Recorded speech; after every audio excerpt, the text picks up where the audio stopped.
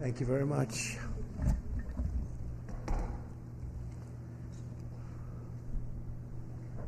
So it's an honor to be with you.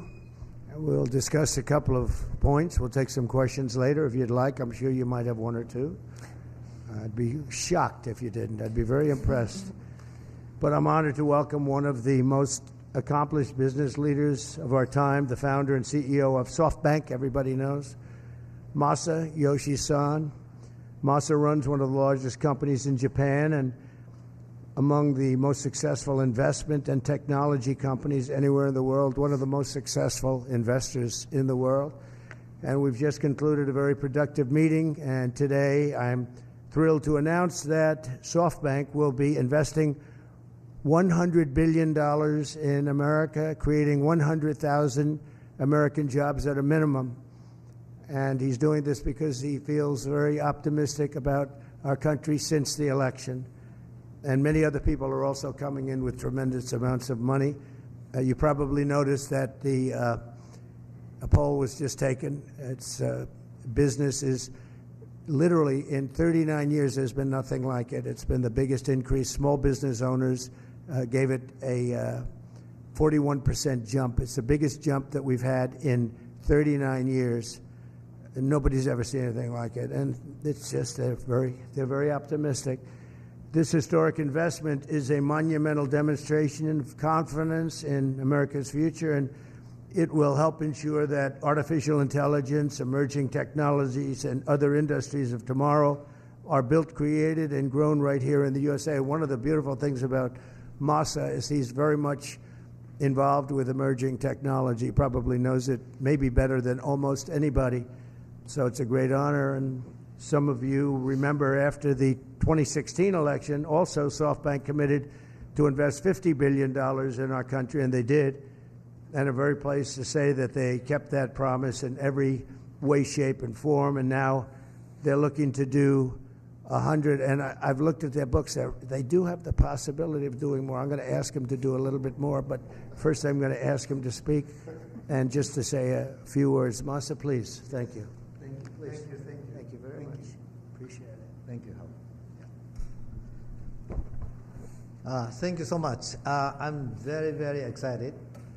I would really like to celebrate the great victory of President Trump. And my confidence level to the economy of the United States has tremendously increased with his victory.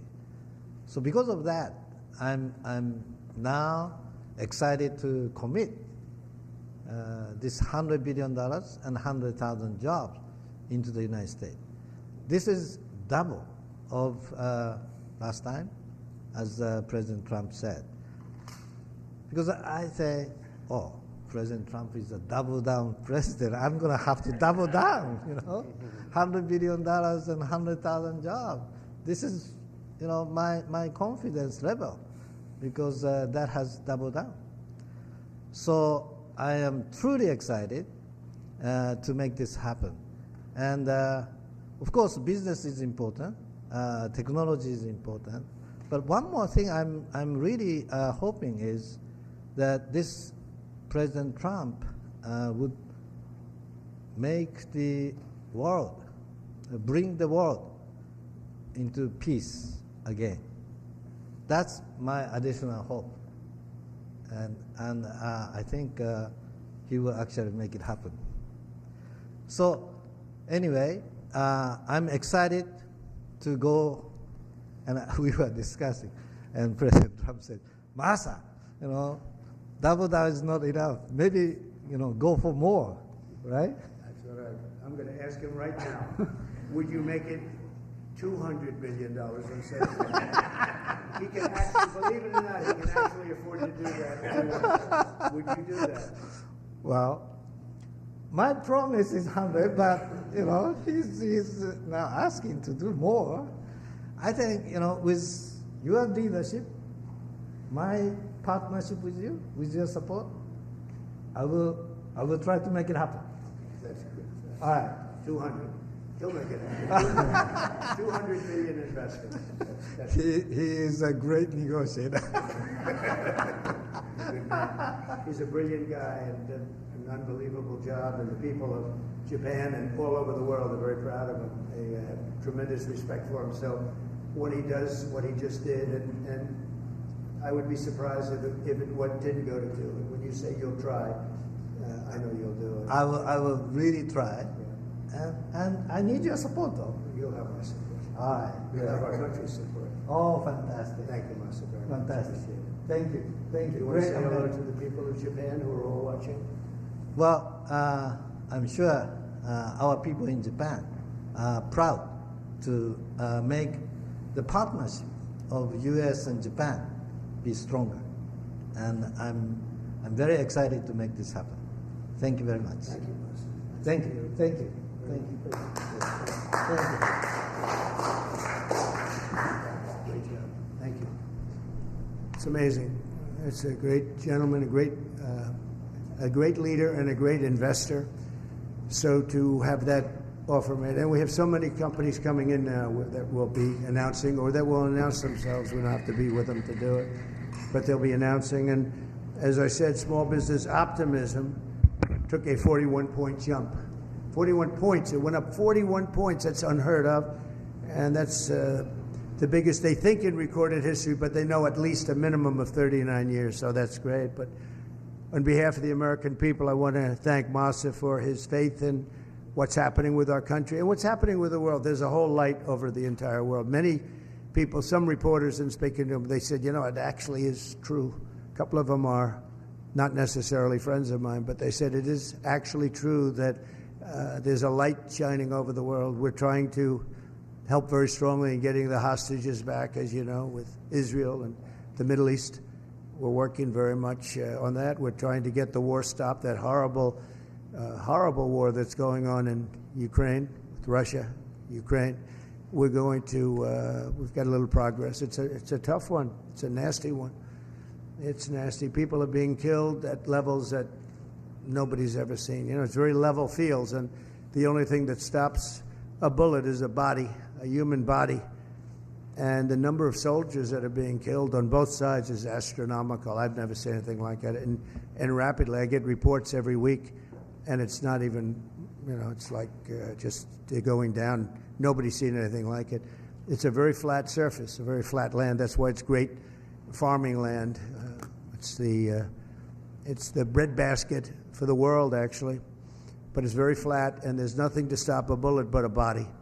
There's no protection, no nothing, and what's happening there is far worse than people are reporting for both sides. So we're going to do our best, and we've been doing our best, and we'll see what happens. But since the election, I've been working every day to put the world at ease a little bit, to get rid of the wars. We had no wars when I left office, and now it's the whole world is blowing up. But there's great optimism, and you saw that by SoftBank. Starting on day one, we'll implement a rapid series of bold reforms to restore our nation to full prosperity. We're going to go full prosperity and to build the greatest economy the world has ever seen, just as we had just a short time ago. We had it in my term. We had the greatest economy that the world had seen. We were blowing away everybody. Our country was doubling up on China, doubling up on everybody, and everybody knows it. And then we had to slow it down with COVID, unfortunately, at the end. But even then, I gave it back with a substantial increase of the stock market, bigger than it was pre-COVID, so it was pretty amazing. Already preparations are underway to slash massive numbers of job-killing regulations, eliminating 10 old regulations for every new one. You put a new regulation on, you have to get rid of 10, and we'll be able to do it. And that was about the percentage we had. We cut more regulations than any president has ever cut, by far, actually, by approximately 5 times. Some of those regulations, unfortunately, were put back on, but we'll catch up very quickly. We'll catch up with it. One of the things I'd like to ask the Biden administration, as you probably heard, there are 2 events that took place. We're talking about a friendly takeover, a friendly transition, as they like to say. This is a friendly transition, and it is, but There are two events that took place that I think are very terrible. One is that if people don't come back to work, come back into the office, they're going to be dismissed. And somebody in the Biden administration gave a 5-year waiver of that so that for 5 years people don't have to come back into the office. It involved 49,000 people. For 5 years, they don't have to go. They just signed this thing. It's ridiculous. So it was like a gift to a union, and we're going to obviously be in court to stop it. The other thing is really terrible. We spent a tremendous amount of money on building the wall. The wall was designed specifically by the Border Patrol because it's very hard to climb. They need to have see-through. They need it to be steel because you can't gut. It's very powerful steel. It's very hard steel. It's a special type of steel, but very, very hard to cut. Inside the steel, as you know, we pour concrete, and that's a grade 10 concrete, which is a very strong concrete, very as though you were building about a 60-story building. It's very powerful concrete. They've made tremendous technology advances in the word concrete. Who would think that? But I know that from the construction industry. Today, what you can do with concrete is incredible. So we have a very strong concrete. And then we have a rebar. We put rebar inside the concrete, and the rebar likewise is very hard to cut. So it's a very expensive process, very expensive wall. And then we put a anti-climb plate on the top. You saw that. And I didn't like the look of it, but then when I watched, we had people testing. We had mountain climbers actually testing, and they were not able to get over the anti-climb plate. So I said, all right, I guess we're going to put it on. That plate on top, which I never loved the look of it, but it works so unbelievably well, you have to do it. So we spent a lot of money on building it, and we have hundreds of miles that we put up. A lot of people don't realize, but we did 571 miles of wall. That's why we had such good records, in addition to the fact that Mexico helped us with their military. They kept people out, and they were actually very good under the past leader. But now we ordered an additional 200 miles of wall. It's very expensive, and now it's about double the price of what it would have been 6 years ago. And the administration is trying to sell it for 5 cents on the dollar, knowing that we're getting ready to put it up. And what they're doing is really an act. It's almost a criminal act. They know we're going to use it, and if we don't have it, we're going to have to rebuild it, and it'll cost double what it cost years ago, and that's hundreds of millions of dollars, because you're talking about a lot of wall. I built much more than I said I was going to build, but then after it was built, I said, we can do some more, because it's sort of like water, people flow through, and that will pretty much really take care of it. And what happened is they just, as you see, they're trying to sell it for 5 cents on the dollar, and that's really that has nothing to do with a smooth transition. That has to do with people really trying to stop our nation. And all it means really is that we're going to spend hundreds of millions of dollars more, not even talking about the time. Time would be pretty long, but we'll spend hundreds of millions of dollars more on building the same wall that we already have. And people have already come back to us that have deals at 5 cents and 4 cents, and one guy at 3 cents on the dollar, and they offered to sell it back to us at more money than it cost us to build substantially. Can you believe it? So they make a deal with the United States to buy it for pennies, and then they call us and they say, do you want to buy it back? We'll sell it back to you for hundreds of dollars a foot. Hundreds of dollars, from pennies to hundreds of dollars a foot. And we can't let this take place. Now we're going to go. I spoke with the Attorney General of Texas. I spoke to the senators of Texas. I spoke to a lot of people, and hopefully they'll be able to stop. We're going to be, having a restraining order. But just think about how ridiculous it is. And this is just people that don't want this country to succeed. And this has nothing to do with Democrat or Republican. This has to do with common sense. We won on common sense, and this is maybe one of the most egregious examples I've seen. So the people that are buying it or trying to buy it are trying to make a deal with us to sell it back at hundreds of times more than we paid. And this is all because the Democrats. So I'm asking today Joe Biden to please stop selling the world. We're going to use that to create a strong barrier, and it worked. That's why our numbers were so good. It really worked, and it worked well, and it's very expensive to do, and I'm asking Joe Biden to stop his people from giving it away. It's something that people can't even believe is happening, so hopefully Joe will be able to stop it. We'll soon unleash American energy, and this will be done at levels not seen before, issuing quick approvals for pipelines, drilling, and other infrastructure. It'll be clean energy, and we'll bring in the price of electricity, and we're going to bring it down fast. We're also going to create clean coal. Clean coal is something that has really taken over. We have coal that will last for over 1,000 years. We have so much coal, and with a process, it becomes clean coal. It's very powerful energy, unlike wind. It's very, very powerful, and we're going to be doing a lot of clean coal for the people of West Virginia and others, Wyoming, so many states. We have great states, and they'll be happy to hear it. But we're going to be very much into clean coal. I don't ever use the word coal. I use the word clean coal. And I'll keep my promise to pass historic tax cuts for American families, workers, and businesses that create jobs in America. As you know, we're giving tax cuts if they do it here. We brought it down from 44%, 42%. In some cases, it was 39%. We brought it all the way down to 21%. And now we're bringing it down to 15%, but only if they make their product, their car, or whatever they're doing in the United States, in the U.S., and people are thrilled. I've had the smartest people on Wall Street call me. They said, "Where'd you get that idea?" And it doesn't seem that complicated, right? But it's it's like the paperclip. Nobody ever thought of it. One guy thought of it. Everybody looked at it. They said, "Wow, that was a good idea. Why didn't I think of it?" But we're bringing it down 6 more points, and that will put us really at the best level we've ever had for bringing in business. We've never been down to that level. We'll be among the lowest taxed states, and a lot of businesses are going to come in. Between that and our taxing and tariff policies, we're going to have business like nobody's ever seen in this country before. That's why we're having a 41-year record in optimism from small businesses and big businesses. And I'll keep my promise to pass historic tax cuts for families, workers, and businesses that create jobs in America.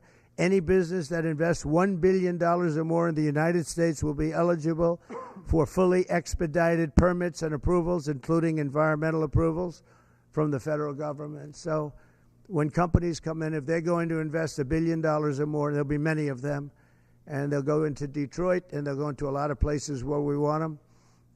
You saw how well I did with the auto workers. We did unbelievably. You saw how well we did with the Teamsters, and also the non-union were record 98%, 97%. Nobody's ever got numbers like that because we're bringing business back, and they're all coming back.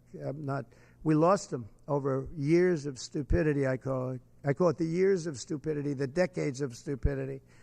Through the Department of Government Efficiency, Elon Musk has been working very hard with various people, including Vivek. We'll going to eliminate hundreds of billions of dollars of waste and fraud, and I can only tell you, I'll give you a little early report, they're finding things that you wouldn't even believe. So we're looking to save maybe $2 trillion, and it'll have no impact. Actually, it'll make life better, but it'll have no impact on people. It's not like we will never cut Social Security or things like that. It's just waste, fraud, and abuse. And we'll immediately restore the sovereign borders of the United States and stop illegal immigration, which is costing us, I believe, trillions of dollars a year. I think it's a cost that nobody's ever seen anything like it. I don't know how can you be satisfied releasing prisoners into the United States. Think of this. You're releasing prisoners from jails all over the world, not just in South America. From the Congo, I would talk about it all the time. They're a very big sender of people. But from all over the world, they're sending prisoners out of their jails. Some of their jails are empty, and they will be empty soon if this ever continued. I spoke with the president of Mexico, and as you know, I spoke with Justin Trudeau of Canada, and we told them it's not fair, not right. You can't let these people come into our country. And they understand. They're very much on notice. and they're going to have to stop this from happening. They're going to have to stop it. We lose a lot of money to Mexico. We lose a lot of money to Canada, tremendous amount. We're subsidizing Canada. We're subsidizing Mexico. That can't go on. And I get along with the people of Mexico and Canada very well, but we can't let that happen. Why are we supporting and giving other countries hundreds of billions of dollars? It's not fair. It's not right. And the people of Mexico and Canada fully understand that. We've talked about it before, but now we're doing something about it. We started, and then we had to fix the COVID situation, and that's what we did. But now we're doing it. We're doing it from the beginning. Howard will be largely in charge. We'll be working on it together. Howard's terrific. He's done a fantastic job, and he's really helped us a lot with transition. I think we have fantastic people coming in. So all of these policies will help us rapidly defeat inflation, create millions of new jobs, and put money in the pockets of the hardworking families of our country, pay off debt. We're going to be paying off a tremendous amount of debt. We're $36 trillion. You don't want to be there. And we're going to be using a lot of the money that we make. We're going to be opening up a lot of businesses that are going to be pouring in because of our tax policy. And we're going to use the money that we made to pay off debt and to reduce taxes. We're going to further reduce taxes. If you remember when we reduced them last time, that brought a tremendous amount. We brought it down to 21%, and that was the biggest tax cut in the history of our country. And nobody ever thought this would happen, but this is what's supposed to happen. We actually ended up taking in more revenue at 21 than we did at 40%, which was pretty amazing. But this will be the most exciting and successful period of reform and renewal in all of American history, maybe of global history. The golden age of America, I call it. It's begun. So it's the golden age of America, and that's what it's going to be. And we hope we don't have any intervening problems, because things happen. Like out of nowhere came the China virus. Out of nowhere came other things we don't want to have. You know, when I left, we had no wars. We had no problems. The Middle East was good. We did the Abraham Accords. We did things that nobody thought were even possible. But think of it, 4 years ago, we had no wars. You didn't have Russia going into Ukraine. They wouldn't have done it. They weren't even thinking about it. When they saw what happened in Afghanistan, I think they gave them an idea. But they wouldn't have done it. They would have never gone. President Putin would have never gone in. And now you look at all those people are dead. All those cities are destroyed. You know, it's nice to say they want their land back, but the cities are largely destroyed. They've left Kiev because probably maybe they want to use it or occupy it, but they haven't done it. They've done a lot of damage, but relatively compared to the other cities, very little. But many of those cities are gone. Those beautiful towers, those beautiful buildings that they had are now laying on their sides, destroyed, totally destroyed. The turrets and all of the magnificent 1,000-year-old, 2,000-year-old structures that were very strong are blown to smithereens. You look at some of those cities and not one building standing. So, you know, when you say take over the country, take over what? Take over what? That's a 100-year rebuild. Take 100 years to rebuild it, and you can never have it the way it was. What a shame. It should have never happened. It would have never happened. If I were president, that war would have never happened. Nor would Israel have happened with the attack on Israel. So we're inheriting big challenges at home and all over the world. Again, we had no wars. We had no problems. We had no inflation. We had it less than 1%. Perfect number. And then we had inflation, the likes of which I say I don't believe the country's ever seen inflation like that. They say 38 years. I don't know. I think it's probably ever. But we're going to take care of all of it. We're going to get the prices down by energy. The energy is going to come in. We have more energy than anybody else. We're going to use it. We don't have to buy energy from Venezuela when we have 50 times more than they do. It's just insane what we're doing. So we will not rest until America is richer, safer, and stronger than it has ever been before. And we have a big head start. Last time we didn't. And last time we didn't know the people. We didn't know a lot of things. But by the time we got it up and going, it was incredible. Again, we built the greatest economy in history for that period of time. And we'll do it again. I believe substantially more so. because we understand, number one, the people of Washington. I know them. I didn't know any of them virtually. I relied on other people for recommendations. Some were very good recommendations. We had some great people. Bob Lighthizer, I thought, was great. We had a lot of great people. And but we had some people that I wouldn't have used in retrospect, and now I know them better than anybody, better than they know themselves. So once again, I'd like to thank Masa for what he's done with that investment, which will end up being $200 billion, I believe. But I just want to thank him. He's just an outstanding man. When you have that kind of brain power wanting to invest in this country, and that's money that he can't invest elsewhere. So that's a big investment, but makes me feel very good. Makes me feel that we're absolutely on the right track. So thank you to Masa, and we'll take a couple of questions. Yeah, please. Jeff?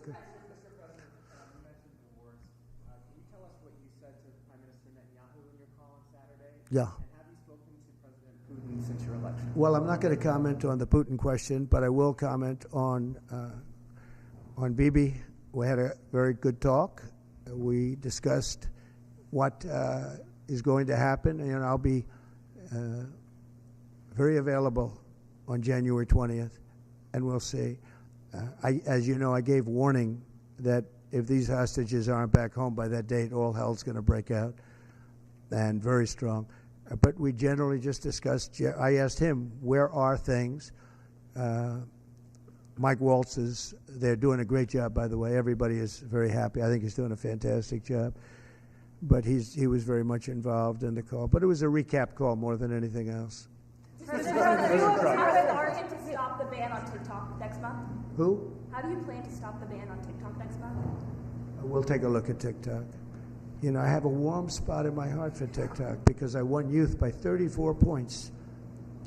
And there are those that say that TikTok had something to do with that. Now, Joe Rogan did, and some of the other people that were recommended by my son Barron, he knew names. I said, who is that?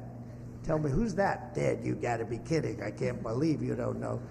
And I did those interviews, and it was actually sort of cute, if you want to know the truth. But we did them, and that had an impact. But TikTok had an impact, and so we're taking a look at it. But, you know, we won youth. Republicans are always 30 points down in youth. I don't know why, but we ended up finishing. There was one poll that showed us down about 30. We were 35 or 36 points up with young people. So I have a little bit of a warm spot in my heart, I'll be honest. Yes, President, are you entertaining the idea of preemptive strikes against Iran's nuclear facilities? Against Iran's nuclear facilities? Well, I can't tell you that. I I mean, mean, it's a wonderful question, but am I going to do preemptive strikes? Why would I say that? Can you imagine if I said yes or no? You'd say, that was strange that he answered that way. Am I going to do preemptive strikes on Iran? Is that a serious question? How could I answer a question like that? Would you be Say it? in support of Israeli strikes on Iran's nuclear How could I facilities? tell you a thing like that now? It's just so you don't talk about that before something may or may not happen. You know, just I don't want to insult you. I just think it's just not something that I would ever answer having to do with there or any other place in the world. President Trump. President Trump. Time magazine interview. Can I ask, just clearly, do you believe there's a connection between vaccines and autism? Do you believe there's a link? Well, I don't look. Right now, you have some very brilliant people looking at it. I had dinner the other night with the head of Pfizer, the head of Eli Lilly, and RFK, as you know, and Oz. And we had, and other people within the administration that are involved, the medical.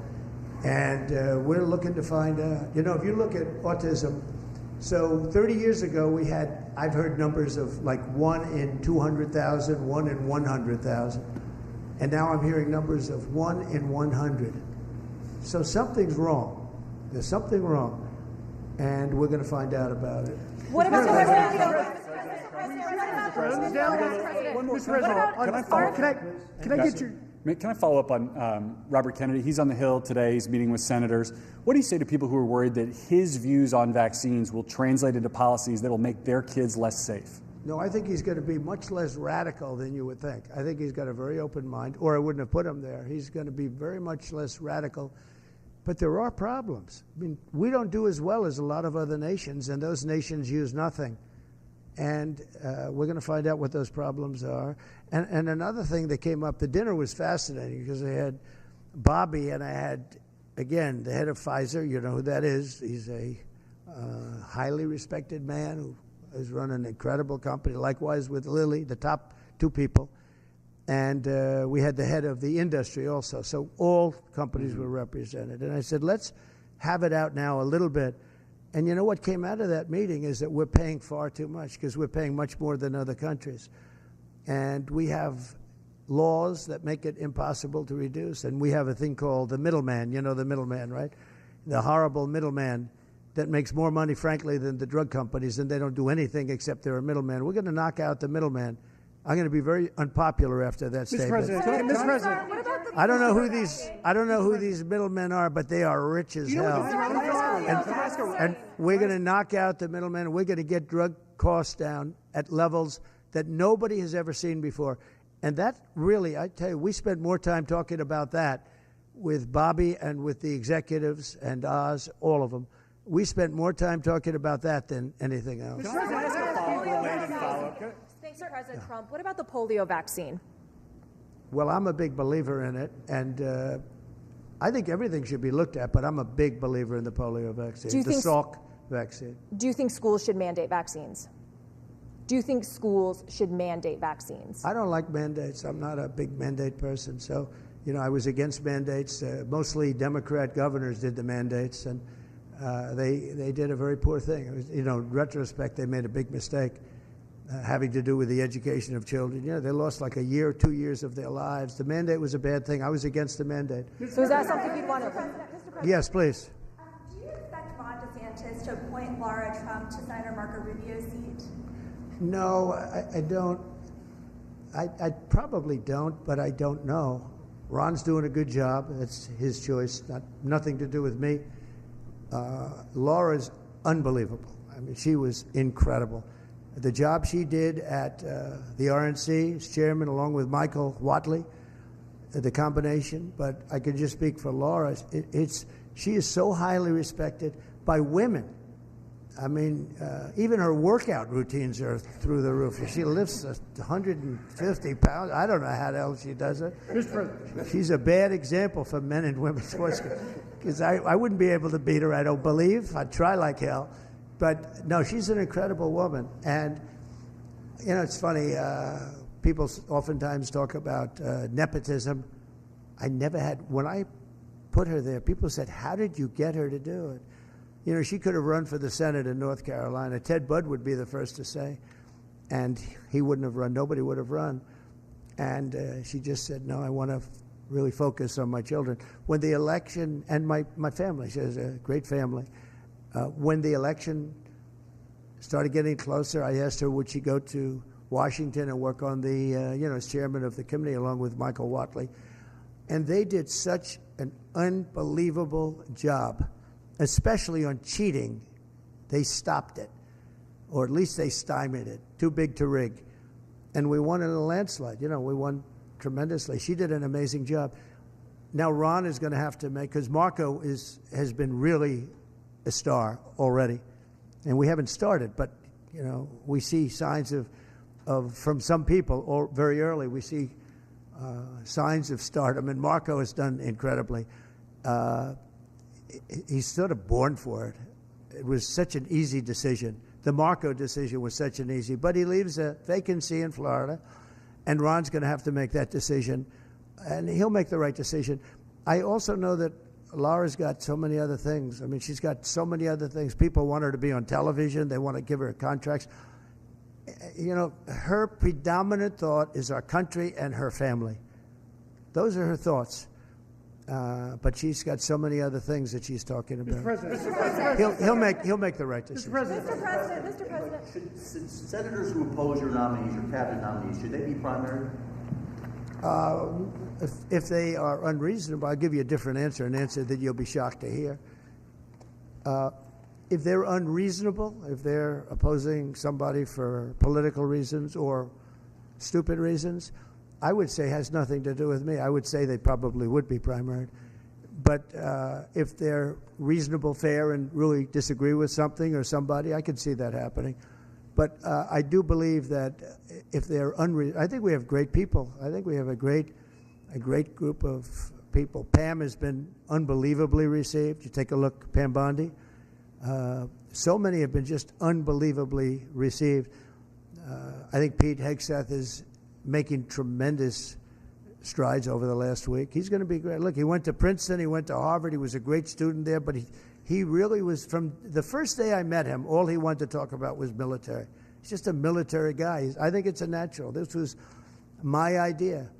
And, Pete Hegseth gave up a lot because he was going big places in Fox, big places, a lot of money. And he didn't even hesitate. When I said, do you want to do this?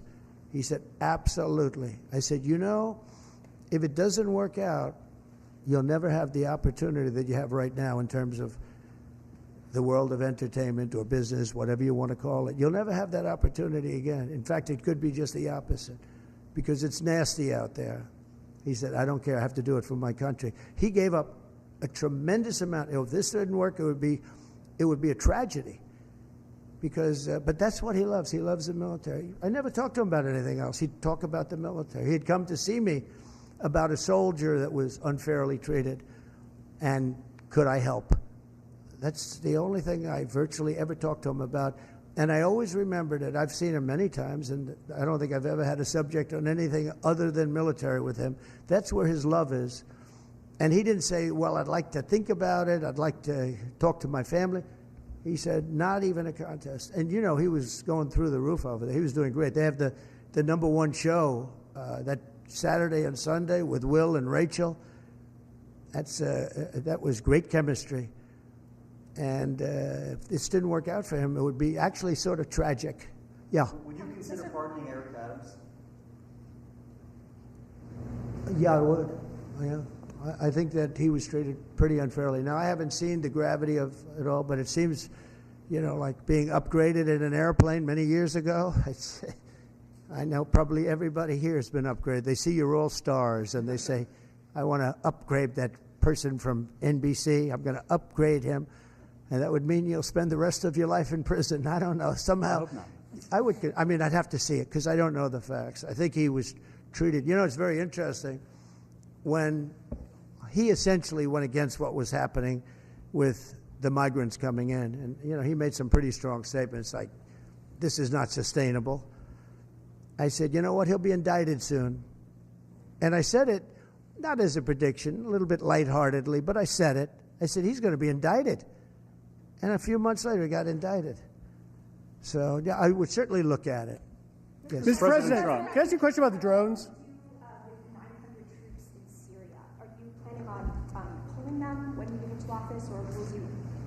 Well, we had 5,000 troops along the border, and I asked a couple of generals, so we have an army of 250,000 at Syria, and you had an army of 400,000. They have many more people than that. Turkey is a major force, by the way, and Erdogan is somebody I got along with great, but he has a major military force, and his has not been worn out with war.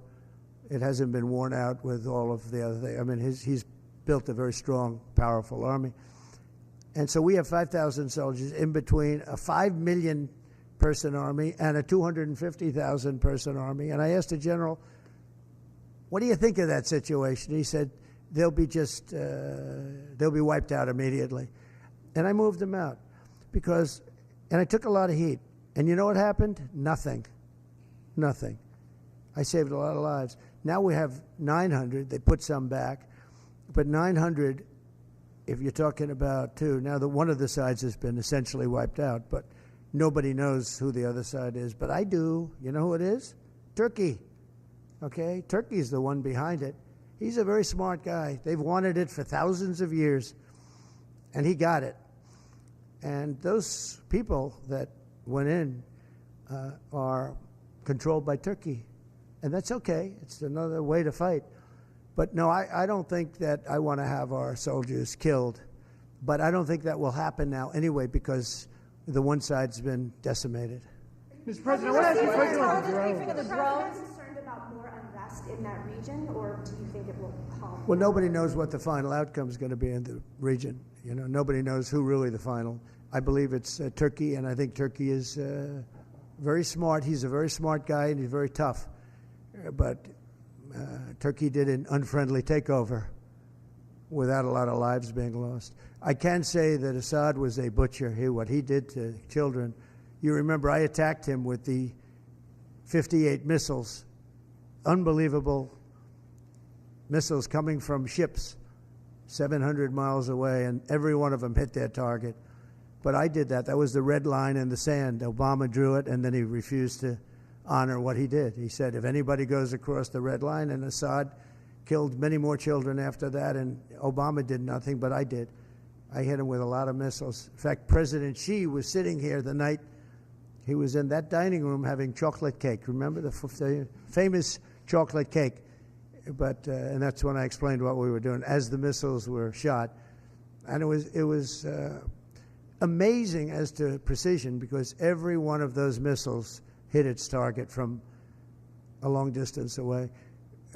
Had President Obama drawn the line and where it meant something, you wouldn't have even had Russia there. But in the end, I never understood why Russia went there. They were not getting very much out of it.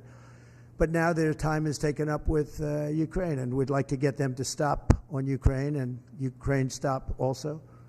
As you know, when I went to the cathedral, which was fantastic, the job that they've done in France, and the job that Macron, Emmanuel did a phenomenal job on the rebuilding of that cathedral. It's magnificent, and they did a great thing. And they had great respect for our country. They treated me, meaning I'm the country, I'm the representative of our country, and we were treated with great respect. And one of the people that came to pay his respects is, as you know, Ukraine, Zelensky. And he would like to have peace. He wants peace. Everyone's being killed. It's the worst carnage that this world has seen since World War II. I've had pictures of fields where bodies are lying on top of bodies. Looks like the old pictures of the Civil War, where just bodies are all over. Just if you saw those pictures, you'd feel more strongly about it. It's got to stop. And we're trying to get it to stop. Well, we're gonna see. We're going to be talking. We'll be talking to President Putin, and we'll be talking to the representatives, Zelensky, and representatives from Ukraine. We got to stop it. It's carnage. What about the fear here at home of the drones? Good to see you. Thank you. Good to see you. Good to see you. Can you comment on the drones that are flying around New Jersey ports? It seems like the American people have a big disconnect. The government knows what is happening. Look, our military knows where they took off from. If it's a garage, they can go right into that garage. They know where it came from and where it went. And for some reason, they don't want to comment. And I think they'd be better off saying what it is. Our military knows, and our president knows. And for some reason, they want to keep people in suspense. I can't imagine it's the enemy, because if it was the enemy, they'd blast it out. Even if they were late, they'd blast it. Something strange is going on. For some reason, they don't want to tell the people, and they should, because the people are really, they happen to be over Bedminster. Want to know the truth? They're very close to Bedminster. I think maybe I won't spend the weekend in Bedminster. I've decided to cancel my trip. Have you received an intelligence briefing on the drones? I don't want to comment on that. Have you been Do you have any reason to think they're a threat? Two quick questions. First, on vaccines, do you want RFK Jr. to revoke any vaccines? No, I want him to come back with a report as to what he thinks. We're going to find out a lot. We're doing two things. We're going to have tremendous cost savings that will come out of this. That's a minimum. And we're also going to have, and I think, very serious discussions about certain things, whether it's pesticides. Europe doesn't use pesticides, and yet they have a better mortality rate than we do. They don't use pesticides. In fact, they use it as an excuse not to take our farm product. We spend billions and billions of dollars on pesticides, and something bad's happening. Again, you take a look at autism today versus 20, 25 years ago, it's like not even believable. So we're going to have reports. No, nothing's going to happen very quickly. I think you're going to find that Bobby he's a very rational guy. I found him to be very rational. No, nothing, you're not going to lose the polio vaccine. That's not going to happen. I saw what happened with the polio. I have friends that were very much affected by that. I have friends from many years ago, and they have, obviously, they're still in not such good shape because of it. No, and many people died. And the moment they took that vaccine, it ended. Dr. Jonas Salk did a great job. So I don't anticipate that at all. But we're going to look into finding why is the autism rate so much higher than it was 20, 25, 30 years ago. I mean, it's 100 times higher. There's something wrong, and we're going to try finding that. We're also going to find out why are we paying more than other countries. And we were in the process of doing that through transparency and other things. We were doing a good job in that first term, and we brought it down. We got the $35, all of the different things. We got, we were the ones that got all of that done. Every one of those things, we got them done. I said, I hope I win, because otherwise somebody's going to take a lot of credit for what we did. But now what happens is we're gonna have a big conversation on price. Why is it that Germany and UK and other countries are paying so much more for the same box of medicine made in the same plant? Why is it that we're paying many times more? And I know the answer, because our government didn't do what they were supposed to do. And what I put in place was terminated unexpectedly by the Biden administration, and they shouldn't have terminated it. It would have had a huge impact. And Mr. President, one quick question. On Ukraine, you mentioned that some of the areas are already decimated. Do you believe that Ukraine should cede territory to Russia? Well, I'm going to let you know that after I have my first meeting. But a lot of that territory, when you look at what's happened to those, I mean, there are cities that there's not a building standing. It's a demolition site. There's not a building standing. So people can't go back to those cities. There's nothing there. It's just rubble. Just like when I knocked down a building in Manhattan, which is actually, this is worse, actually, because we do it step by step. This thing has just got demolished. And by the way, in those buildings are many people. Many people were in those buildings. When they said the number in Ukraine is going to be a much higher number of death, is going to be a much higher number than you're hearing. They're big buildings. That's what I did very well. And these are very long buildings. They're 15 to 20 stories high. They're massive buildings. I was surprised at how big. And they're flattened like a pancake. 1 or 2 bombs hit them, and they just collapsed. And they'd say, nobody was hurt. Well, nobody knows who was in those buildings. There were a lot of people in those buildings. They're going to find that when they start doing the removal.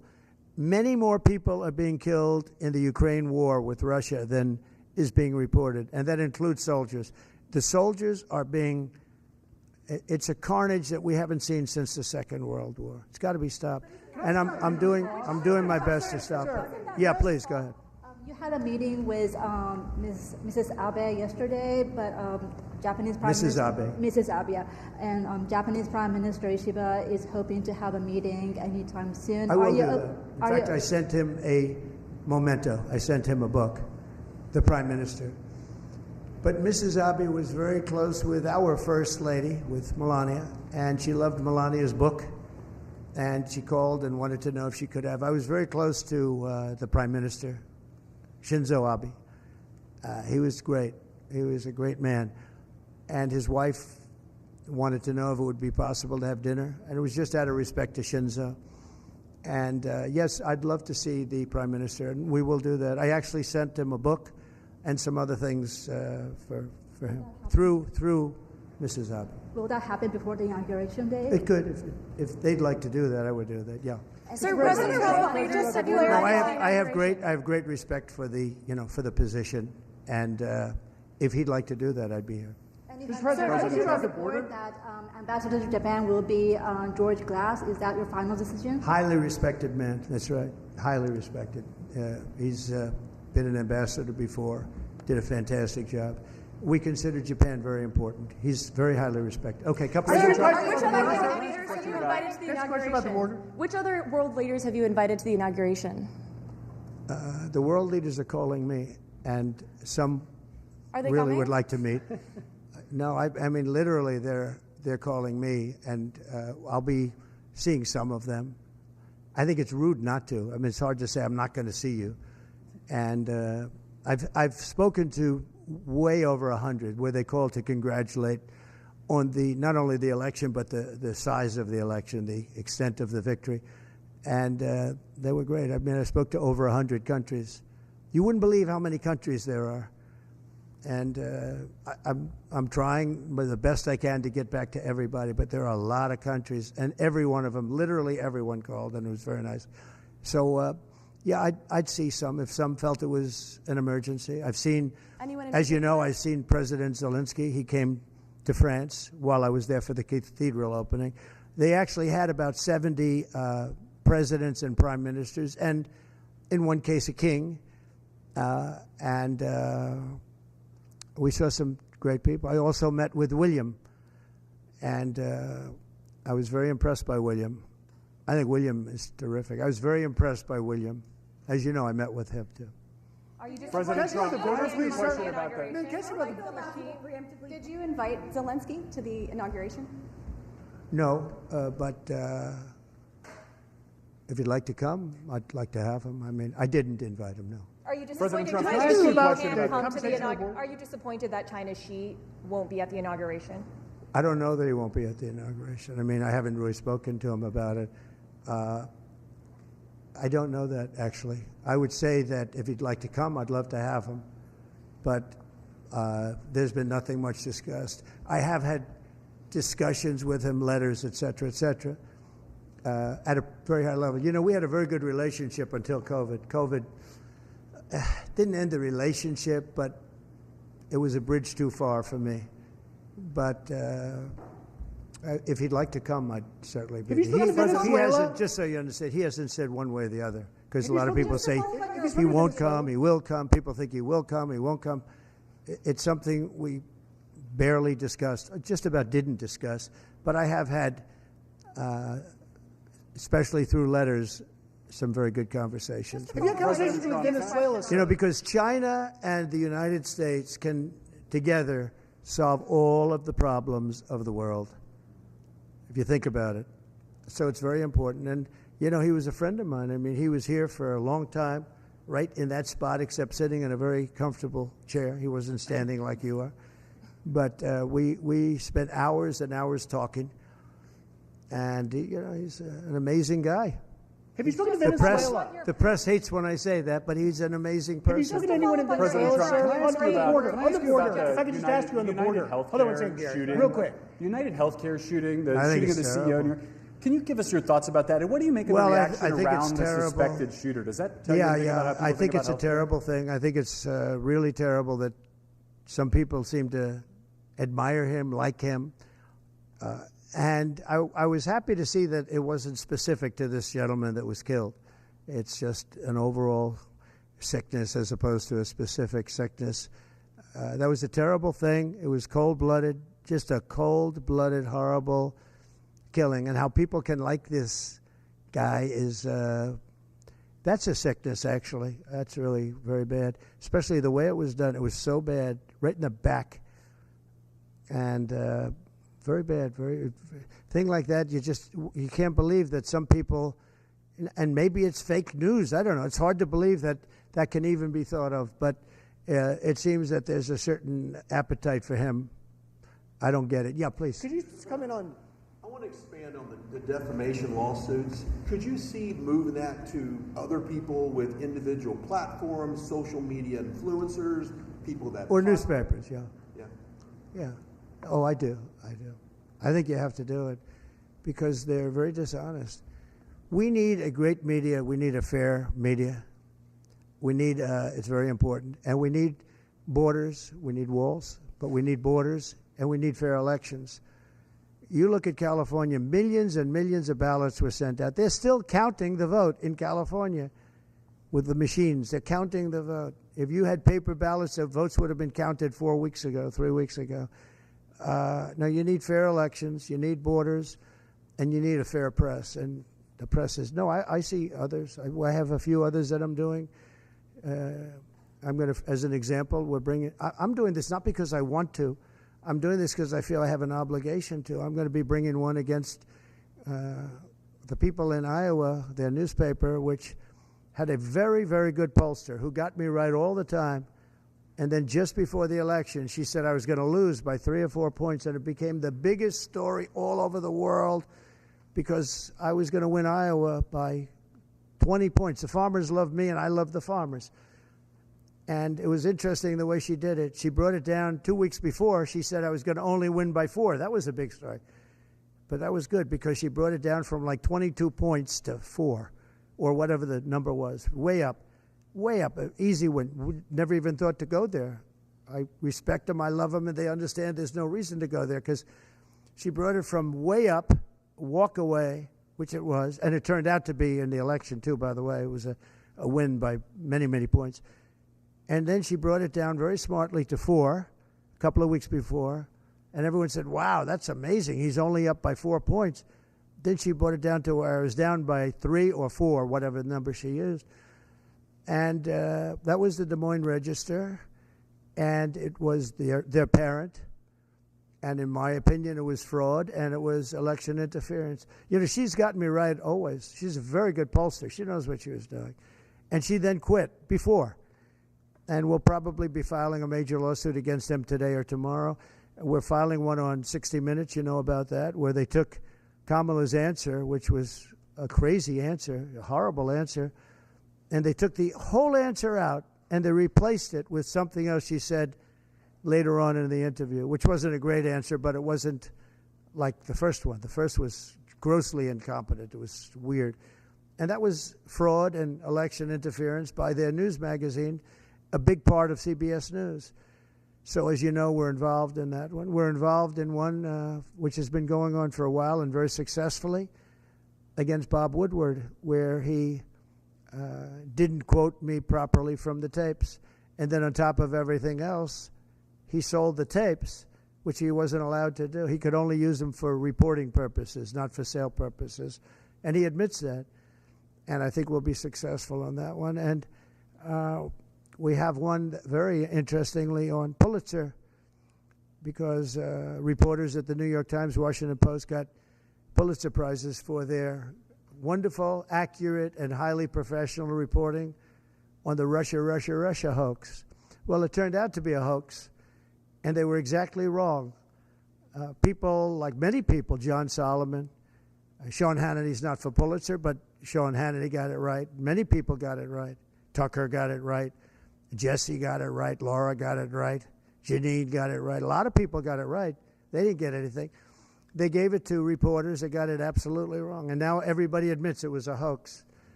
And I want them to take back the Pulitzer Prizes and pay big damages. And I think we're doing very well on that one. They have no excuse for it. They gave a Pulitzer Prize to writers that got Russia wrong. And so I think we're doing well. And I feel I have to do this. I shouldn't really be the one to do it. It should have been Justice Department or somebody else, but I have to do it. It costs a lot of money to do it, but we have to straighten out the press. Our press is very corrupt, almost as corrupt as our elections. Are you worried about Venezuela? Sir, if you had any discussions with Venezuela? For January 6th defendants, you had said in the first few minutes of your administration you want to issue pardons for January 6th defendants. Yeah. Does that include, will that be a blanket pardon? Does that include Well, you'll find everyone? out, but it's going to go quickly. And just to follow up on your any discussion, sir, with in terms of your mass deportation plans, have you had any preliminary discussions with countries like Venezuela, from where the Tren de Aragua gang is now popping up? They'll take them back. They're going to take them back? They're all taking them back, yep. And if they don't, they'll be met very harshly economically. Okay, they'll all take them back. You know, Venezuela and other countries were not behaving very well with us during my administration, and within 24 hours they were behaving very well. They'll all take them back. And separately, can I ask a follow-up Jeff, on that? Nice to see you, Jeff. This is like the old days, right? Nice to see you. You look much better now than you did 4 years ago. What are you doing? What's he doing? All right, go ahead. Thank you, sir. The first day you just mentioned that you're in office, I imagine you've got some executive orders that you're going to go through. Can you tell us what we'll have a lot. Well, what are your priorities? I'll bet you could tell. you could say as well as I could. We will have many executive orders and other things that we'll be signing on the first day. Can you also, just going back to my initial question about the Middle East, you said that your conversation with Prime Minister Netanyahu was kind of a review. Did you repeat We that just had threat? a very good conversation. And, you know, the real conversations will start on the 20th. But we had a really good conversation, and I think we're going to be in a good place in the Middle East. I think the Middle East will be in a good place. I think actually more difficult is going to be the Russia-Ukraine situation. I see that as more difficult. I don't think they should have allowed missiles to be shot 200 miles into Russia. I think that was a bad thing. And that brought the Koreans in, North Korea, another man I get along with very well. I'm the only one that does. But that did a lot of bad things. I don't think that should have been allowed. Not when there's a possibility, and certainly not just weeks before I take over. Why would they do that without asking me what I thought? I wouldn't have had them do that. I think that was a big mistake they made. Will you reverse that decision when you're in office? To let those I might, yeah. missiles be I thought it was a very stupid thing to do. And when you So say any that- reaction just to one last one Cross? on this, when you say that there will be hell to pay if the hostages are not released before January 20th, what does that mean? Well, they're going to have to determine what that means. But it means it won't be pleasant. Mr. President, It's not going to be pleasant, yeah? how was your meeting with Apple CEO Tim Cook, and did you talk about tariffs in that meeting? Meeting with who? Apple CEO Tim Cook. I did have dinner with Tim Cook. I had dinner with sort of almost all of them, and the rest are coming. And this is one of the big differences, I think, between, we were talking about it before, one of the big differences between the first term. In the first term, everybody was fighting me. In this term, everybody wants to be my friend. I don't know. My personality changed or something. But I had, as you know, I had Sundar from Google, but I also had Sergey. Nobody reported that. Sergey is the owner, the primary owner, along with his friend, as you know. And Sergey was here also. I can't believe you didn't pick that one up. Nobody picked that up. But I will tell you. No, it's a big difference. The big difference is that the first time everybody was fighting me on all fronts.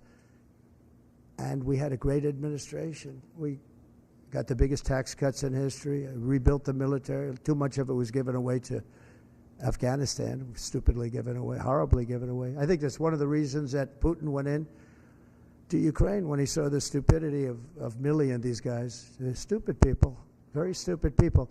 If they didn't do such a bad, we were pulling out of Afghanistan, but I would have pulled out with dignity and strength. They wouldn't be having parades, I guarantee you, showing our equipment that they left behind, because we weren't going to leave any equipment behind, not 10 cents. We were going to take every screw and every bolt. The biggest difference is that people want to get along with me this time. Well, they've gone through 4 years, and, it wasn't easy for me, but it wasn't easy for them either.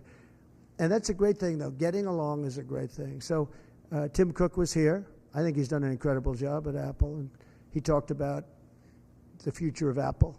It's going to be a bright future.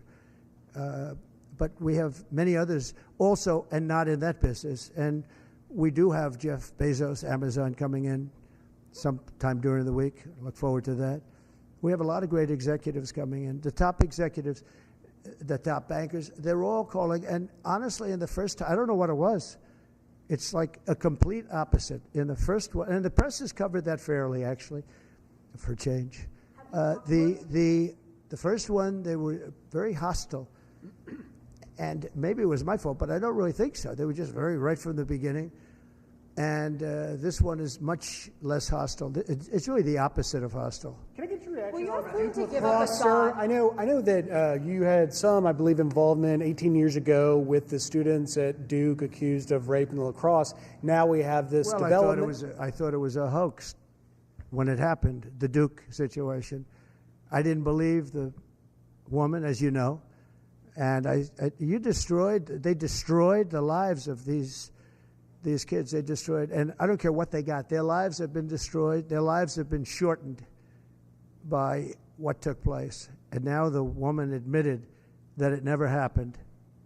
That is a horrible. And as you know, I took a lot of heat when I said that this is this had not happened. And those kids were beautiful kids with beautiful families, and they were, in some cases, will never be the same. They will never be the same. Have you talked to them by chance? Your thoughts on the Postal Service? You mentioned Bezos a second ago, and I've always thought Bezos would be a key person to go in there and really streamline the logistics of the post office. But they lose billions. Well, there is talk about the Postal Service being taken private. You do know that.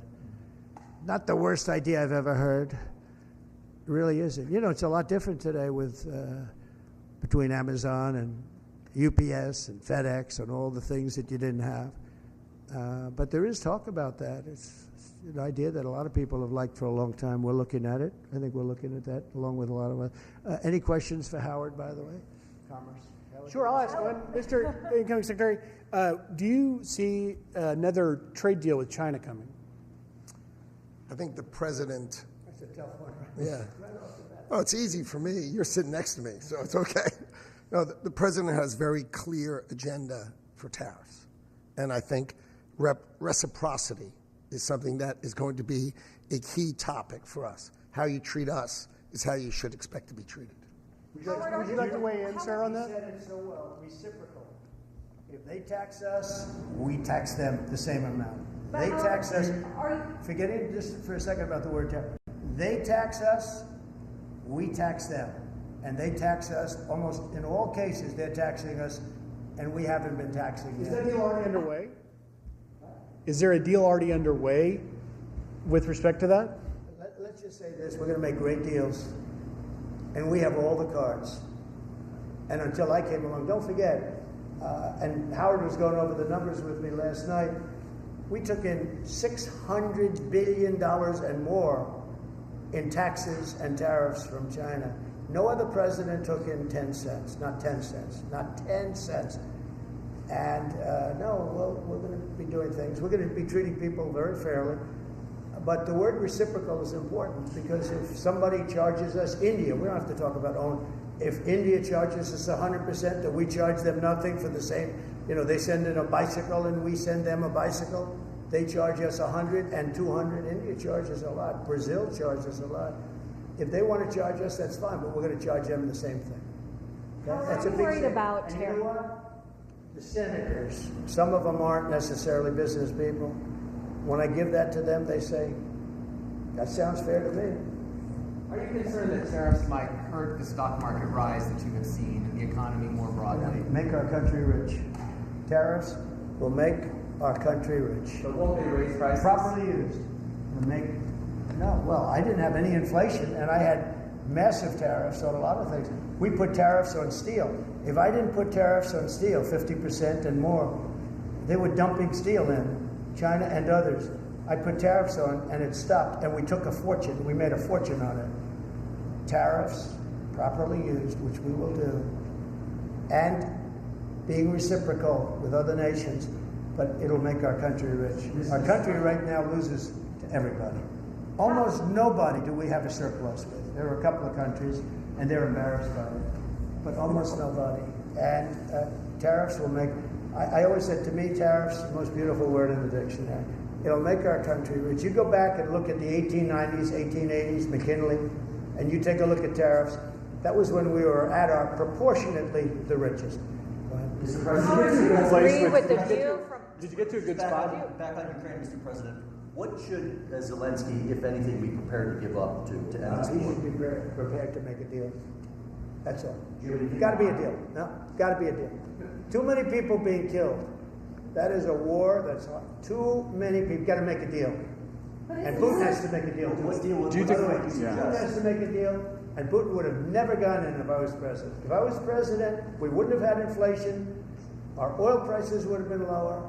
I had a good relationship with Putin. He would, despite the Russia hoax, which made it more difficult. If we had that election, if it were an honorable election, we wouldn't have had any of the problems that we're talking about right now. Putin would have never gone in. Based on your understanding, you said that you could make that deal before you take office. Do you still think you could make that deal? I'm going to try. Will you ask Putin to give up Assad? Well, I hadn't thought of it. I think we have to get on with our lives. We'll have to see what happens. But right now, Syria has a lot of, there's a lot of indefinites. Nobody knows what's going to happen with Syria. But I think Turkey is going to hold the key to Syria, actually. I don't think you've heard that from anybody else, but I've been pretty good at predicting. I want to thank you all, and we're going to make America great again. Thank you very much. Thank you very much. Thank you.